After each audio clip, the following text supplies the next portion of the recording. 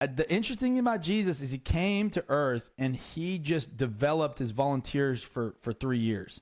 And that 12 shrunk to 11, got back up to 12, multiplied to 120 at the day of Pentecost, multiplied to at least 3,000. And by the time we're in Acts chapter like 2021, it's believed that the church in Jerusalem was almost 120,000, and let alone around the world. And I just wonder if I think that the detriment of many churches' attendance goals are their attendance goals. Well, hey, everybody, and welcome to the Simply Strategic Ministry Podcast. My name's Landon. I am really excited to jump in with you today. Our podcast is designed to help church leaders grow their ministries through simple strategies and scalable systems. And today we want to talk about a system that we really think everybody needs, and that is a system for training your volunteers. And we say this all the time at SSM. We say that you need to train to retain. And the way that you train your volunteer teams and the way that you train your culture to work is going to be really crucial whether you retain volunteers, which makes everything healthier in your ministry. And so we want to help you think through today how you can build simple, scalable systems to help you think through training volunteers. And today we have a guest who I'm really excited to talk to, who understands training volunteers at a high level, but also understands how do you scale that, not just to a lot of volunteers, but to a lot of volunteers at a lot of campuses. And that's John Rush. He's the youth pastor at Elevation Church, which I know most of you all are very familiar with. John's also a really great content creator. He's putting out a lot of game-changing things. One thing I love about John is John is a contrarian thinker. He thinks differently. He challenges the status quo. And I'm really, that's why I wanted to bring him on here, because he thinks in systems, but he also thinks in a way that's going to challenge you. So I'm excited to jump into today's conversation with John Rush. Okay, well, hey, John, thank you so much for being on the podcast today. How are you today? Man, I'm good. I think I'm on my 4th coffee, so I'm feeling great. Dude, that's feeling a real day good right there. That's a day. Yeah. So tell everybody, for those of you who don't know you, tell us a little bit about where you serve and how long you've been serving in your role. Yeah, so my wife and I are on staff at Elevation Church in Charlotte, North Carolina. I oversee our students ministry and our e-groups ministry at our broadcast location, which is called Ballantyne, which is a suburb of Charlotte. We've been doing that for 4 years. My wife is in our guest experience. She's one of our guest experience directors at Ballantyne. Awesome. We have 4 at Ballantyne. She's one of them, and she's amazing. I love her so much. That's awesome. So you do student ministry and e-groups. So that seems like is that like you feel like that's a lot, or you feel like they work really well together? Well, I mean, like I'm getting to be a little bit older now, and so like the looming thing of people trying to get me to be a campus pastor is I've been fighting it off for a little bit now, and so I think this is a way where I just get to provide like pastoral oversight to a lot of different areas of our campus and some other areas in our church, and so this just makes sense. I got a great team that does it. I got student people on my staff, and I got groups people on my staff that are awesome, and I feel like it's a great sweet spot, and just because of the size of our campus, I kind of get to operate, as one of the associate campus pastors. So it's a good mix. It's a good flow. Yeah, that's awesome. So the way that Elevation Youth, is structured. So how do you guys just to kind of give a how many campuses of youth ministry are you all running right now, and just kind of give people who may not be as familiar with you just kind of a scope of what you're scaling your systems to at this point. Yeah, so the church is 18 years old now, and of those 18 years, really for the first 10 to 12, we didn't have a lot for students. When our Pastor Stephen and Holly started the church, they were young. He was 26. And so one of the core values of this church that has served them so well is focused excellence. We can do more by doing less. It's one of our codes. Yeah, I love that. And it's a great principle. And then another one that's kind of like an unspoken thing, but it's just really just such a an ism of our house. So just lean into how God made you. Just lean into it. So for the first bit there, our church was saying, hey, we don't have a youth ministry. We are a youth ministry. And a lot of the original stories of our church growing was teenagers bringing their parents to church and finding faith in our church. And so, and then now we have 18 physical locations. We have a very robust online campus, and that's important there. We can talk about that. It's not, certainly we have elements of our church that are, resourcing other Christians and other churches, but our main focus for our online efforts really is providing a local church experience for people in areas where they feel like they don't have one. And that's our online campus. And so our whole church is really, our staff is structured in campus ministry and then central ministries. Our central ministries, exist to, there's a lot of different central ministries, but the ones that correlate to campus are there to really provide support and resources. They normally plan and organize some of our larger annual events. For youth, it'd be our summer camp, which we call Youth X. But then it's our campus pastors that have been entrusted to really lead on the day-to-day. And so it's anyone that's in multi-site, especially if you're like 3, 4, 5 plus campuses, that fun tension of central and campus. And, we're just still, in a lot of ways, we're still trying to work it out like everybody else. So, Yeah, that's cool. So in your role specifically, do you serve? Are you just the Ballantyne youth pastor, or do you also serve a central role as well? So when I came on the team, I reported to our next gen pastor Tim as an experiment of seeing what it would look like if a campus role reported to central, if that would actually be synergistic.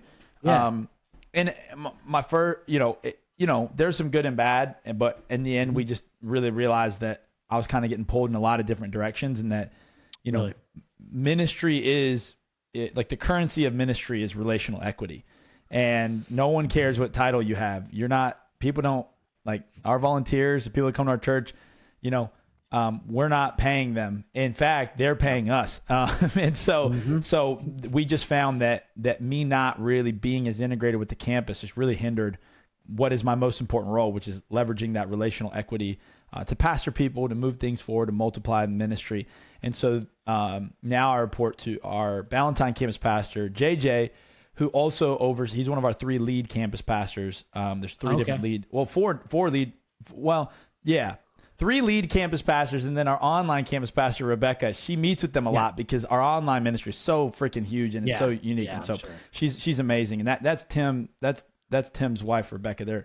They're fantastic. So I've done both. And now I think one of the cool things about it though is that I feel that because of my experience and some of the relationships I have, I do get to serve as a liaison between the two. I know most people on staff haven't served in both, and I've served in both, and I kind of get the tension both ways, and kind of get to just help connect the dots. Yeah, that's good. And I'm sure that was kind of it's kind of the difference between efficiency and effectiveness. And it sounds like it could probably be really efficient for you to be speaking in from the central level. But, the effectiveness just comes from those relationships, man. As much as we want to get into systems and into all the fun events and all the things, it's like at the end of the day, doesn't matter if we're in COVID or out of COVID, relationships are kind of everything. Absolutely. It is how Jesus did ministry, and that is yes, sir. Whether you're doing it on Twitch or whether you're doing it on in person over coffee, it's relationships, right? Absolutely, yes, sir. But man, that's really good. So with what I really want to speak to today, because in fact, one of the things that I actually screenshot something that one of your guys, it might have been Tim, posted on Instagram, was I don't know if you guys still use this, but was like your campus scorecard of how you were scoring. You were scoring different campuses. He had posted a Google sheet, and we took that, and because it was kind of showing how different campuses were doing from first time guest ratios and things like that. And I geek out on that stuff. And one of my best friends, he's like a spreadsheet wizard. He's a student pastor, and so we actually really used that to help us scale some of the things we were doing in our ministry, which was at one location, but with a lot of different small group leaders. Yeah. And so the reason I wanted to reach out to you today is because I think you guys are doing such a good job of scaling your ministry to different contexts, from over national borders, state borders, and keeping somewhat level of consistency there. And specifically in this season of SSM, we're talking a lot about volunteer training and retention and accountability and appreciation, which I kind of think are all like, how do you train volunteers or how do you retain volunteers? And I think you do have to train them. You do have to have a high level of appreciation and accountability. So I just want to talk to you about scaling. So what do you feel like when it comes to training volunteers? What are some of the tensions that you feel when it comes specifically to being able to say, all right, well, we're training people at Ballantyne. It's also going to work in, I don't know if you guys still have a campus in Toronto. I remember We do. at one point you did. Okay. We have two now. It's actually, like it's our fastest growing region right now. Is it really? That's them in Florida in terms of in-person campuses are blowing up right now. Yeah. Okay. So talk to me a little bit about, kind of the contextualization or customation versus standardization in the way that you guys do training. How are you guys thinking through that for training amongst broad context, some more rural, some more metro, some Canadian, some South Florida? How are you, what are some of the tensions and what are some of the things you're learning about scaling training? Yeah, I think what's really important for an organization to know is what are the methods they're sold out to at a high level, and what do they rally around? Because sometimes, so like an example would be and again, these would not be things that we would broadcast. We're not trying to promote this, but our youth and kids ministry in terms of facilities, we don't have a high value on crazy kids, and youth facilities. We have a methodology around our youth and kids ministry of we're going to have the best volunteer. That's the game changer. So, and so knowing that's what we sell out to, that allows us to, on one hand, in situations where we can't have good facilities, well, hey, no problem, because this is what we do. But then it also leaves open the possibility for saying, hey, but what if facilities could boost what we already have?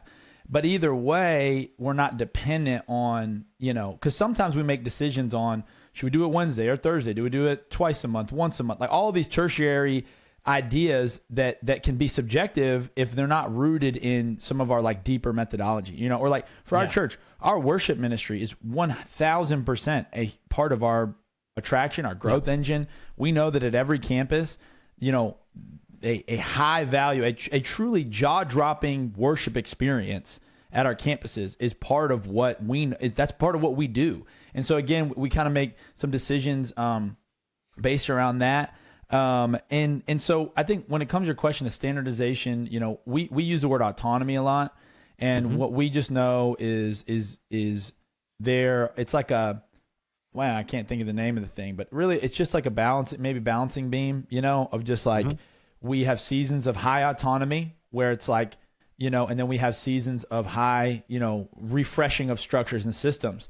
And it's not normally planned. There's not a time to it. It's just normally, it's in the air and it's a sense. And it's almost like our leadership catching wind of man, we have gotten way too loose on X. And I'd say right now in our church, we're a little bit in that season where we're drifting out of some autonomy in a lot of areas of the church, specifically for Sunday morning stuff, guest experience, hosting. We've had more hosting workshops with our stage hosts and more stuff wait, we used to do this for our first time guests. When did we stop? And why did we, just really good kind of reassessing, kind of bringing it back. Now, the thing I love about this place is that also though, in those moments, there still is a conversation around, but hey, is the rule that we had 3 years ago, do we still want that rule? We all know we need a rule, but there's not this I remember when 5 years ago, there's a healthy balance between us, I think, holding on what's always made our church great, but also being able to evaluate some things and saying hey,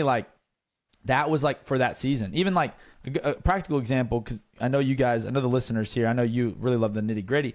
One of our I don't know if we were the very first to do this, it's where I found out about it. I think, we were certainly one of the first where, having signs that said flash your lights if it's your first time, and like that. And that was just a great way for us to identify first time guests, make sure that we could deliver on a good experience. And then our parking team was trained to get them into the parking lot faster.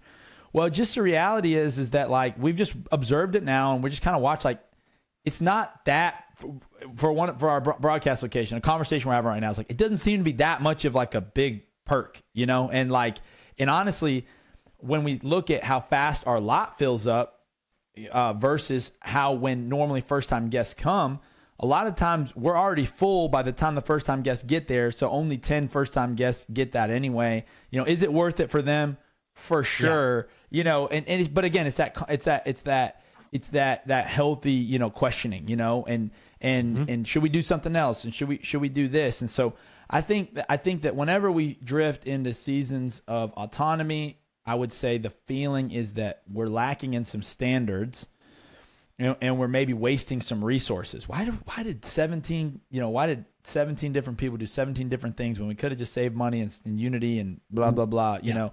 And then whenever we drift towards autonomy, I think it's because we realize, man, we got Chad Hampton down there in Melbourne, Florida. He started this campus in his backyard. That's literally the story of our Melbourne campus. It's like he was a watch party years ago, and they packed out their house, the backyard. They had a projector. They ended up going to 2 services in this dude's house, and now it's a whole campus. So there are moments where we're like, man, how he does things down there in Florida is different than how we do things in Ballantyne. So I think there's a lot of it is just is feeling it and kind of then being willing to have the conversations.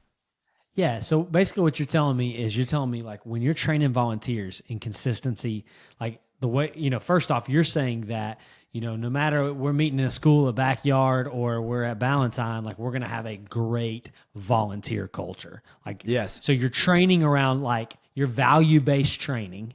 Yeah. But then the methods are kind of more art, less science. Like you guys are kind of filling it out and, kind of definitely leaning into the Holy Spirit, but also into, having that open conversation. So that way. It's like 18 months at a time though. It's like, cause I don't want to give people, it's like 18 months to 3 years at a time. Well, I don't want to give people this impression that, hey, every 3 months cause that's hogwash. How can you even measure if something's good or bad? The other thing I would say is that autonomy flux that I'm saying, I would not say our volunteers feel that. I think if you're a volunteer, you walk into Elevation and you're like, you put on your t-shirt, you do that. Like when at the volunteer level, there is not a lot of room for autonomy because we here's the play, we run this. It's more that at the leadership level, the way that it would look is like Chad rolled out a very clear, organized way to do first time guests. JJ organized, and now those 3 they're not going to look totally different, but there's going to be differences in it. But to the volunteer, it's going to come across very organized. Yeah, that's hopefully good. So I think that is, because leaders often are so restless, especially when we build systems. Like for me, I'm a high apostolic. Like I love to build and I love to rebuild it. And sometimes if you get into that every 3 months. But, I think one of the things that a lot of leaders struggle, specifically people who are high vision, high apostle, that their volunteers do feel a little bit like they are kind of riding the roller coaster. Like, oh boy, he came back from a conference. What's going to change now? How do you guys do that? How do you make sure that you're able to stay flexible, but it doesn't give an amount of uncertainty to your volunteers?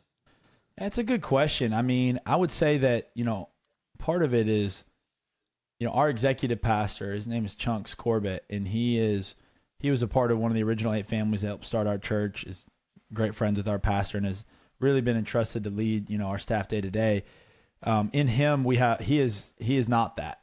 I think our lead pastor, Pastor Stephen, was so wise in choosing Chunks because Chunks is not that. And so I think the key is to balance yourself out by putting yourself around people that would look at you funny, and be like, we just changed it, and I also think that one of our greatest strengths is, and you alluded to it earlier, is like the way we measure. We measure everything. We're counting everything, measuring everything. we're obsessing about that. But we're not obsessing about it like it's our God. Like even like I was on a one-on-one with one of my staff, and he fell short of one of his goals, and it's like the fact that he's coming to me saying, "Man, I didn't hit it." Well, that makes me feel good, because I'm like, okay, I'm really only worried if you're not worried, But then I get, but it's like, we're not. Our culture is more like, oh, we had a goal of hitting 1,000 signups for that thing. We only hit 700. Why did we? And last year we hit 1,100. So why did we see a 400 person discrepancy? And we'll go like, whoa, well, this year, the second week of the push, we did a pre-record sermon and not a live sermon. Or we did a push that actually was more about the online groups and not the in-person groups. Or, hey, this year, in the midst of our e-groups, we're also pushing Pastor Stephen's new book. And so maybe the focus, people bought the book, but they didn't get in the group. Or, like we're just, we're not like, I think a lot of times when people hear numbers people, they're like, they're just a God. Or numbers are their God. They're a slave to their numbers, and they're mean. And I'm like, no, numbers help you make decisions. They help remove the emotions from the decisions, and you can look at things. And we use Salesforce, which I know a lot of churches don't, and probably not a lot of churches can afford to, but our team has worked really hard, and our church has invested a lot. But I mean, some of the reports we can pull, do whatever you can. Use Google Sheets. Use whatever you can. Fellowship One, The Rock, whatever it is, because I think those things help us calm ourselves down coming back from the conference. Yeah, and you're so right, because that is something that, going on the database piece for a second, that is something that I feel like every church could probably, like almost every church I talk to, nobody enjoys having a database. Like everybody's like, oh, it's so outdated. And it's like, if you will just invest and learn how to use it, like you can care for, like better data leads to better care for people, and it leads to better decisions as well. And I think what you're pointing at is, you're like, it doesn't decide what we're going to do next. Data is not our deciding factor, but it does lead us to curiosity, to say, okay, why is this number down? Why is there less engagement here? Which helps us, again, that culture of not questioning you, but asking questions of what's going on here. Yeah. And I'm glad you said that, because people need to hear that they need to learn how to get their data working for them, because that's really important. Well, so when it comes to training, hold on. Go ahead. Just one thought on that, because you got me buzzing, and maybe this is a business idea for you, or maybe you're already doing it, but I think that's an example where churches need to get more comfortable with outsourcing or having remote jobs, and churches need to hire data analysts. You just do. The reason why we have a bad data, if we have a bad data culture, data management, is because we have a bad program and we don't have the right people. And the answer to that is financial investment. And it's funny to me how many people, I hadn't really put it together until you were quite like this, but Landon, everyone wants to have the best creative resources, and they want to post on Instagram. They want to make a podcast. They want to do these things. But all of that is so less effective if you don't know who's in your church and how long they've been coming and when was the last time they checked in. And I mean, I can literally pull up a volunteer. I can see so much of their journey in our church. We were talking the other day about this person that hadn't been had reached out about applying for a job here, and they hadn't volunteered in 2 years. And I was kind of like, why would I consider hiring someone that stopped volunteering here, And someone brings up, wait, what team did they serve on? Click. What year was it? Click. Oh, remember, that's when we had that really toxic coordinator. Look in the system. They reported to that person. I think they got scared off. I think we need to not look. So what I'm passionate about is, I know you share this to me, so maybe it's the Landon anointing pulling it out of me, is like, it is the most personal thing you can do, is to have enough data. So I just think that's something to think about. I never see people talk about, Landon. Everyone wants to sell Instagram ads. They want to sell Easter graphics. They want to do all these things. But I'm like, I think church, that would be a great role that I think you could outsource or have remote or even have part-time, as a data analyst. Because if you're a pastor, like a traditional pastor in the way we think it, you probably don't like this stuff. Or you're like me and Landon and you like it, but you're not, you need a freak. That I use that word like endearingly. I'm like, you need a weirdo, like who just loves it, in the way that I'm a weirdo about the Bible and like about leadership. You need someone who's like, oh my gosh, so I really think churches need to invest more into it. Dude, I fully agree with you. I could not, one of the things that breaks my heart, this was early on in ministry. We had a kid who expressed that there was going to be some violence that happened in their home that night. And they were talking to a counselor, and it was kind of a small group leader, and it was a new person. And we had some disjointed systems. Like the first time guest form wasn't populating the database. It was like broken between the connections there. And so we go to the kid, for some reason, the leader broke protocol, and the kid went home. And so we were like, oh my goodness, this kid's going into a potentially violent situation.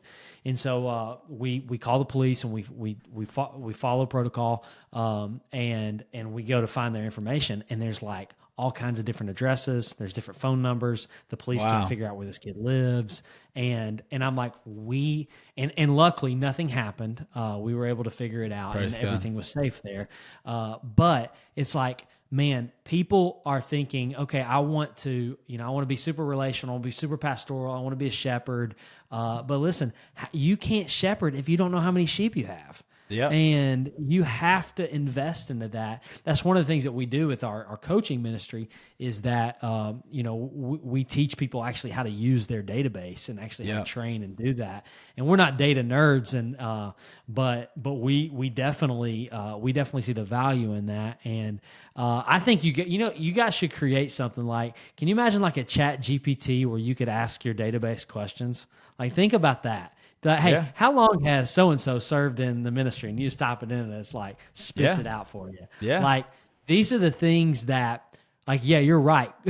I love Instagram ads, but I get your Instagram ads from Washington, the state of Washington here in East Tennessee. Yes. So let's stop paying that, and let's do some better care. So, but to move, okay, so let me move the ball forward here. So talk to me, how are you guys training your volunteers right now? Like right now, what are you guys in student ministry specifically? Yeah. What are you doing at every location to train volunteers?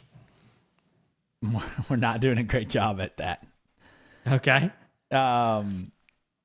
I would say there's pockets of it that are doing well. Part of that is, again, because our youth ministry is young compared to our church. Part of that is because in 2023, we shifted from a small groups-based approach to ministry to a Wednesday night ministry. And so I don't think we've quite found the uniform approach. I can say that the value is there, and it's enforced, and it's celebrated. But I don't think we found, some campuses, they'll do it 30 minutes before Wednesday night. Hard part that I have with that is that it's already hard enough for volunteers to get out across town anyway. And also for me, I want my youth leaders, my relational ones, I want them picking up kids. That's where I want them. And I want them meeting parents at the curb. And so that's a hard time. And everyone's mind is on what's happening for Wednesday. And so we huddle at my campus.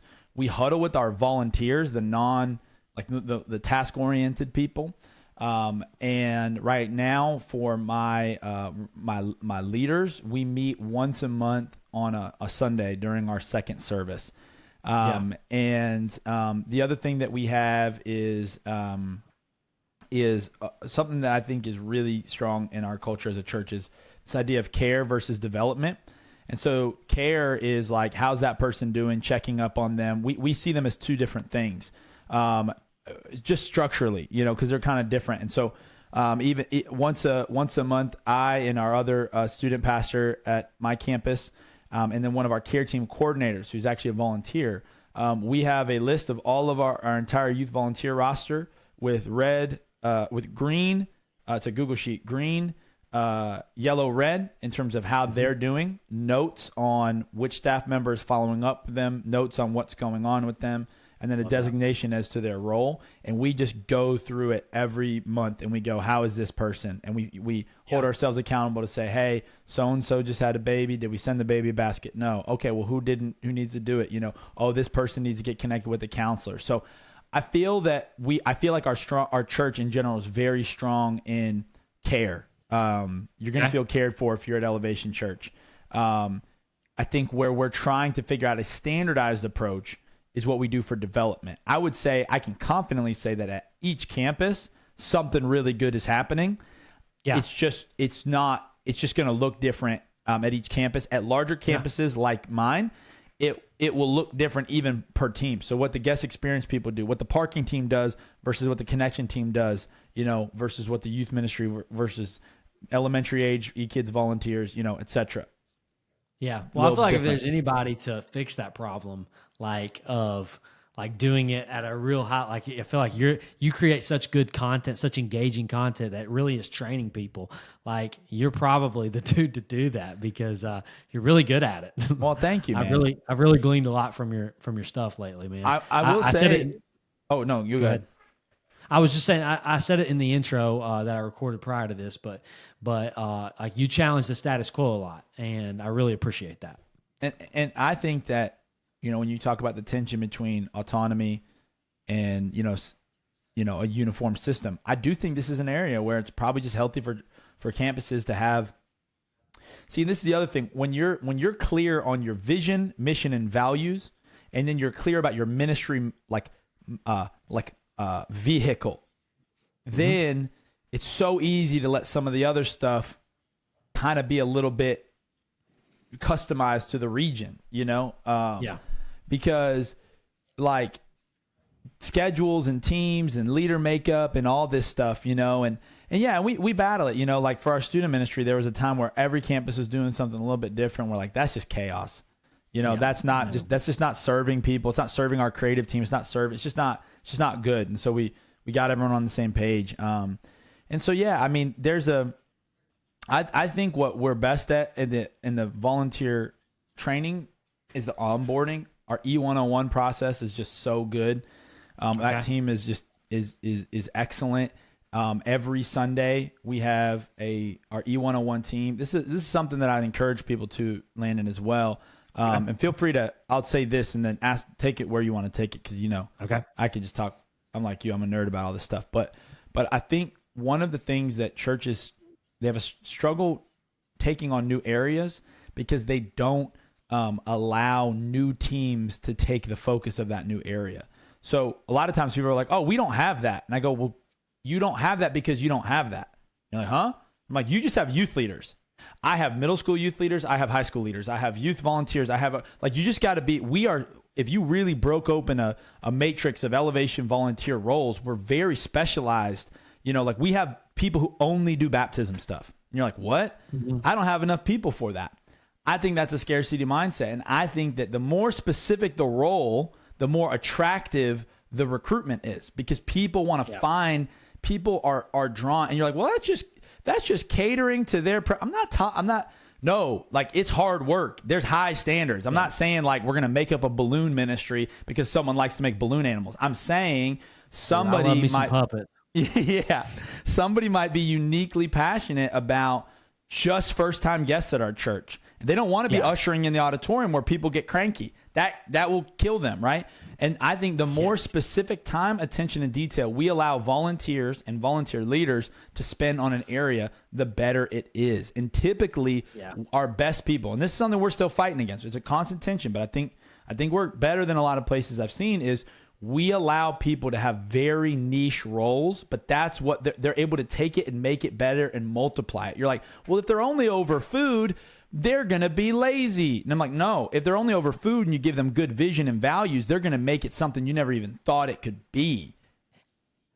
So that's the key. And that's what I feel like is probably why the reason you're able to stay on such the same page, even though you may not have a high standardized development model, is I feel like when you have strong vision and strong culture and you have an agreed upon philosophy and vehicle or model or whatever you want to call it, then you don't have to train as much because so much is caught versus taught. And one of the things that I feel like every single youth ministry leader needs to do is they need to tour Elevation and come to a Vol Rally. Vol Rally or Blitz is what they used to call it when I was there. I don't know if you guys still Info Blitz or whatever it was. I'm telling you, is no better way to set the culture and train volunteers than the way you guys run a vol rally. Tell me a little bit of the ethos behind that. Yeah, so we've just always had just such a high value of communication is such a high value in our church. We have had I think one of the hallmarks is just what you said, that we're obsessive about language, because language is a unifier. Language is sticky, and even because we all have the same language, even if we have a different vehicle, we're saying the same thing. We're saying the same thing. It just might be on Tuesday. Yours might be on Thursday. You know what I'm saying? Like, it's not the chaos of, well, this campus is saying this campus is saying that. No, I'm just saying when we say it, it might be every other Tuesday. This person might do once a month on Sundays and a once a month Zoom, And so our rallies, our volunteer rallies on Sunday mornings, they typically happen about 90 minutes before the experience. They're essentially like 10 to 15 minutes before volunteer call time. So like a volunteer call time is at most campuses 7:45. Volunteer rally kicks off at 8. Most of us give till 8:05 to start, and it's a solid 10 minutes where it's a little bit between a mix between like a devo and announcements. And if it's too much it's bad. If someone gets up there and they do a little mini sermon, it's like, bro, no one needs that. No one needs, but if it's two announcements. And so it really is there to enforce the standard and the mission, the values, help people see the why behind what we do, celebrate volunteers. All of our new volunteers wear a sticker the first day. It says it's their new volunteer. And at rally, they're holding their welcome box. And so who's ever doing rally will point them out, celebrate them, welcome to the team. But then in the same breath, we'll also go, hey, man, shout out Jason Tacker. He's been volunteering 14 years. Like, how about that guy, And so sometimes we'll take a principle our pastor's preaching on and bring it to the volunteer level. Hey, last week, Pastor Stephen talked about doing the new you. And he talked about how really the new you is really, in some ways, the old you, because it's the you that God always knew. And I just want to remind you guys that I know some of y'all been doing this for a long time. But every time we hold out that VIP pamphlet, every time we're able to meet a first-time guest before they even walk into the lobby doors, it's the same old thing, but for them, it's the first time they've ever experienced it. So I just want to encourage all of our volunteer teams that the new you that we need in this team isn't some new idea. We need to hold it down with what's always made our church great. So it's like that. You might take something from the sermon, you might take something from your campus pastor, and really use it to galvanize culture in a spiritual, energetic way. Dude, you got me like ready to take my shirt off and run through a wall right now, because I that was one of the main things I took back from, my first time I went to Elevation was 2013. So I was 17 years old, and I was 18 years old, and but like you guys just teach so much with honestly so little. Like, it's not like there's this 3 points. It's like we celebrate it, we communicate information, and we create energy in there. And it's like, man, you guys do a great job at that, and I love it. But one thing I do want to go back to, just because I think our listeners, I feel like this is an easy takeaway for everybody, is have a shared, updatable document to care for your volunteers. Whether you're in planning center and you're using a workflow, or whether you don't have any good database yet and you're using a Google Sheet, like get that on paper and make sure, because it's not what you expect, it's what you inspect, right? So at that team meeting, your lightning round should be going through those things and make sure we're caring for our people. I really love that. I think it's something everybody can do, right? Yeah, one quick story on that I think helps it even see how doable it is when in the midst of the global lockdown, like everyone, our whole staff was kind of reorganizing around, pretty much the number one thing we can do right now is stream content and call people and pray for them. We could do some outreach stuff, but like, especially those kind of early extreme days where we were all just like, what? And so we were doing some of these all calls, and like we were doing training. We were basically being like, hey, you're an IT specialist, you're a worship leader, like whatever your role is, we're all campus pastors, like from that, like we are all Facebook group experts, and we were, we had every staff had like just lists of names to call and pray for and follow up with, and LB, who is he's one of our associate pastors, and he helped start the church as well. He inspired us by showing us a document and with the names and of people and everything. And I took a picture of it and I posted it on my story, and I had so many pastors DMing me like, "Can I get a copy of that? Can I get a copy of that?" And the coolest part, which of course I sent it to them, but that was a document he had made in 2006 when the church started. And it was such a cool thing to think that that's just so many people see the stage, they see the worship, they see just the largeness of our platform. But the reality of how I really believe our church got here is that we've always cared about seeing people and not letting them through the cracks. And that document he sent was how he kept track with I think he set himself some crazy, if you know LB, this is not uncommon for him, but he set some crazy goal. Like every week he's going to invite 100 people to church. And he kept track with them, and he followed up, and he personally followed up with every single person.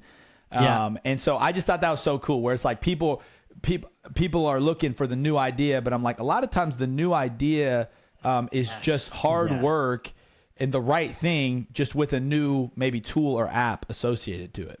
Yes.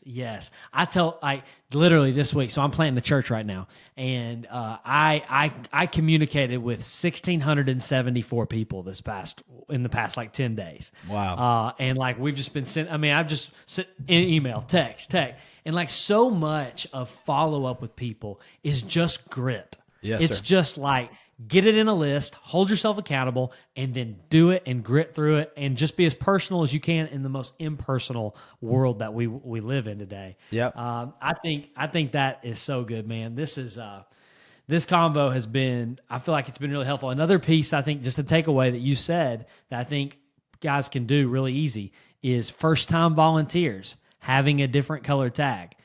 First-time kids in kids ministry. That's an easy way. You guys have always done that, whether it was like the 8-foot brochure you used to do as a VIP.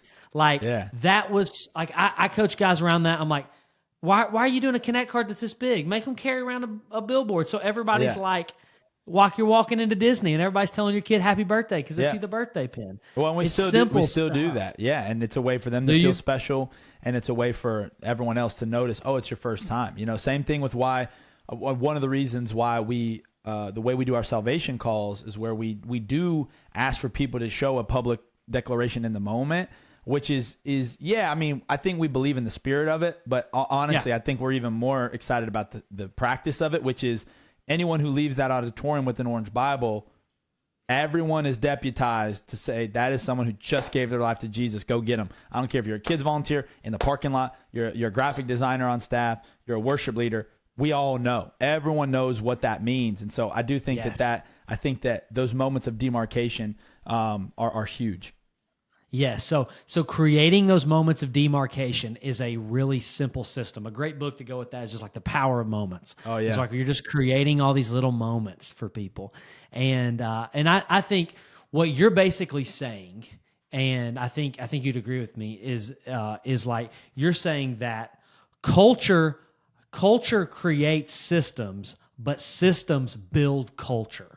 So you're instilling that culture. You're using the systems to continue to expand and multiply those cultural values, because you guys are spending so much time of building strong culture, but you're not stopping there, because just culture up here is an idea, but it's systems that keep those things going, which is creating high levels of retention.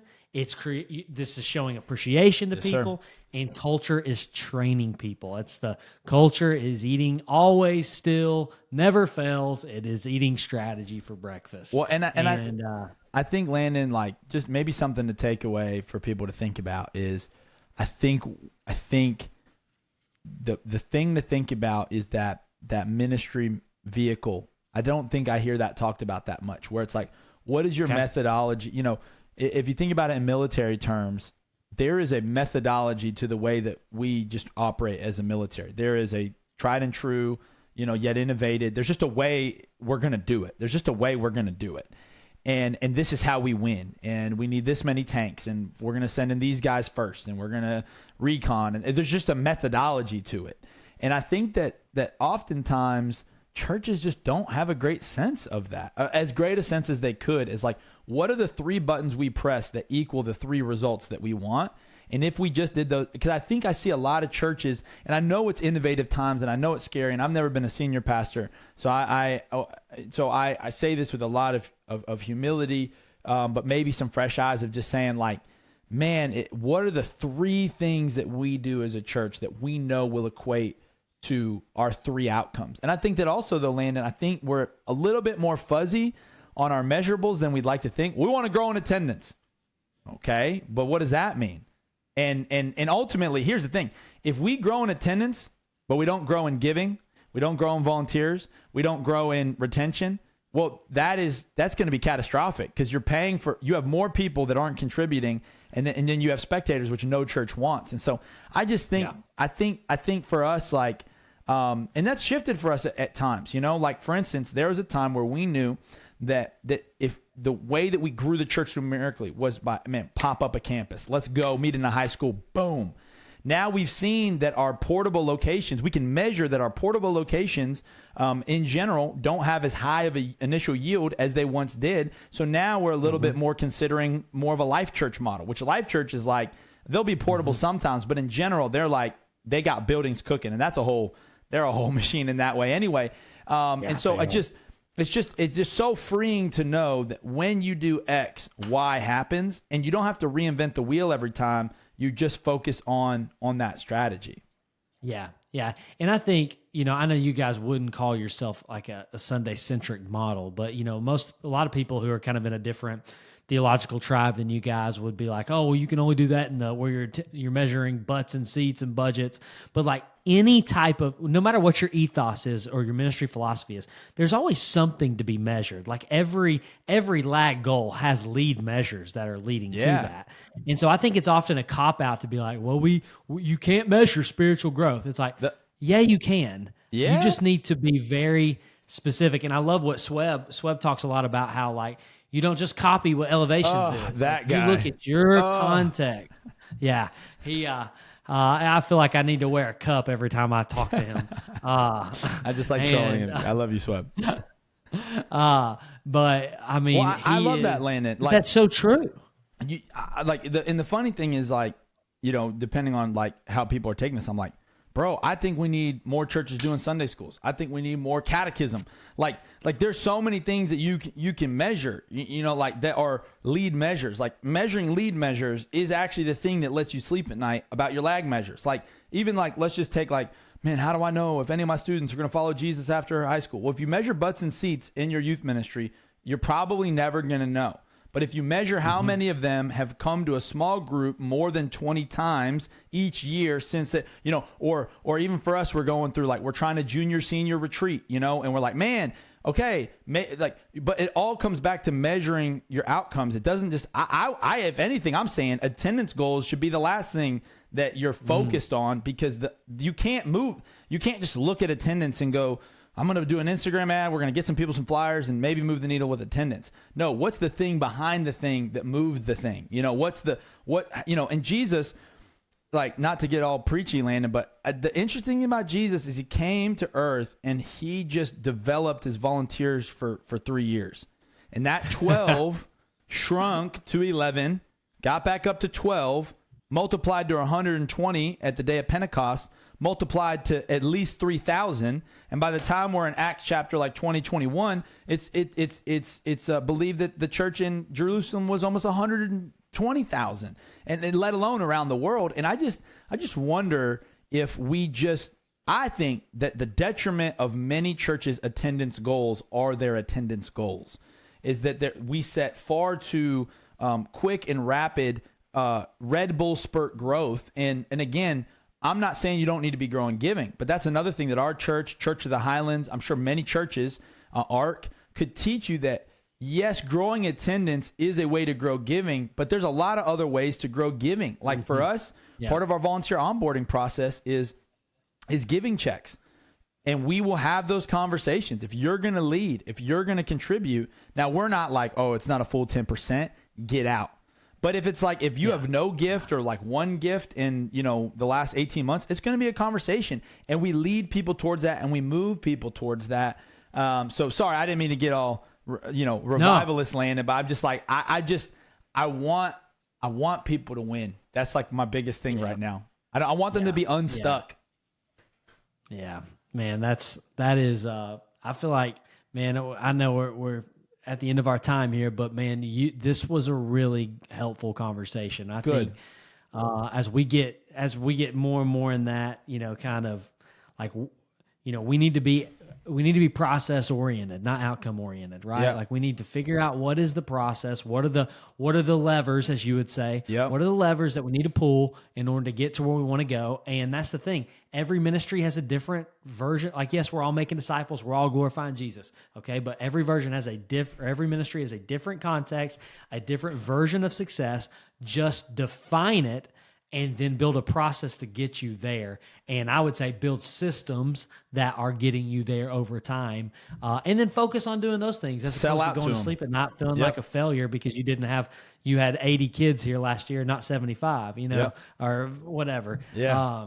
And so I love that, man. Dude, thank you so much. You're such a sharp leader. You're such a critical thinker, and I think you're a gift to the church. I think that your best days are obviously far ahead of you, and I can't wait to keep listening and learning from you, dude. Thank you so much, Landon, for real. Shout out to everyone that's on there. And if anyone wants to talk, me and Landon talk a lot on Instagram. You find, I know Instagram, social media is the devil. Man, I think God's doing a lot of good stuff on there. I think God's changing a lot of perspectives. So if all you do is have an Instagram where you follow some brothers or sisters in the faith that sharpen your thinking, just mute everyone else, okay? Your feed cannot be destructive if you curate your feed, okay? So, yeah, well, everybody needs to go follow John, have him come speak at their camp if he can or event because he will make you better. So thank you, man. I appreciate you being here. Absolutely. Thank you, Landon. See you. Yes, sir.